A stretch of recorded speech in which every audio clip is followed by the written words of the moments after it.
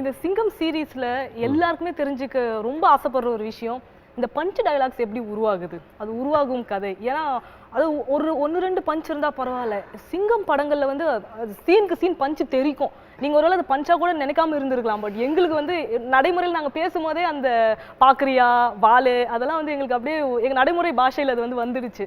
So எப்படி அது sir ஸ்கிரிப்ட்லேயே உங்களுக்கு சொல்லிடுவாரா இல்லை ஆன் த ஸ்பாட் அங்கே லொக்கேஷனில் சொல்லுவாரா எப்படி? இல்லை, அந்த ரைமிங் வந்து சாதாரணமாக பேசும்போதே சாருக்கு வரும். அது சாதாரணமாக வந்து ஒரு காஃபி கேட்டாலோ இல்லை ஒரு டீ கேட்டாலோ அதுலேயே வந்து சாதாரணமாகவே கொஞ்சம் சாருக்கு வரும் அது.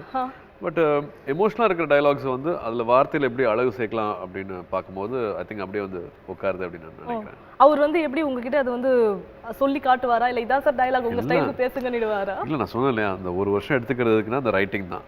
அந்த ரைட்டிங்கில் வந்து எல்லாமே ஃபிக்ஸ்டாக இருக்கும். எல்லாமே அந்த ஸ்பாட்டில் நடக்கிற விஷயங்கள் ரொம்ப கம்மியாக இருக்கும்.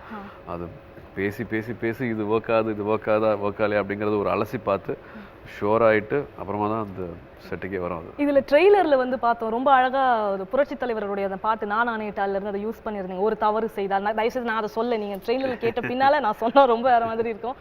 ஸோ அது மட்டும் டேரக்டர் சார் ஒரே ஒரு தடவை நீங்கள் சொல்ல முடியுமா? நான் சொல்லிட்டேன், ஒரு தவறு செய்தால் அதை தெரிந்து செய்தால் அவன் தேவன் என்றாலும் விட மாட்டேன். அது வந்து ஒரு ட்ரெய்லர் மாதிரி பாட்டா இல்லாம ஒரு வசனமா யூஸ் பண்ண. ஒரு போலீஸ் வந்து இந்த மாதிரி ஒரு அது வந்து அவர் வந்து பாடிட்டு போன அந்த பாட்டு வந்து இன்னைக்கு எங்க கதையோட கேரக்டர் இந்த மாதிரி ஒரு தப்பானா நான் யாரா இருந்தாலும் அது கடவுளே வந்தாலும் நான் விட மாட்டேன் அப்படின்னு அவர் சொல்றது இருக்கு இல்லையா. அது அந்த எமோஷன்ல சொல்லும்போது அப்படியே எனக்கு அப்படியே என்னன்னா, நான் வந்து பெருமைக்கு சொல்லக்கூடாது, என்ன வேணாலும் முதல்ல இவரை வச்சு யோசிக்கலாம், என்ன கதை வேணாலும் யோசிக்கலாம். ஏன்னா அதுக்காக மெனக்கெடுற ஒரு ஹீரோ, ரைட். ரெண்டாவது இப்போ எனக்கு வந்து இவரை பற்றி தெரியும், எந்த டைலாக் வேணாலும் நான் தைரியமாக எழுதுவேன்.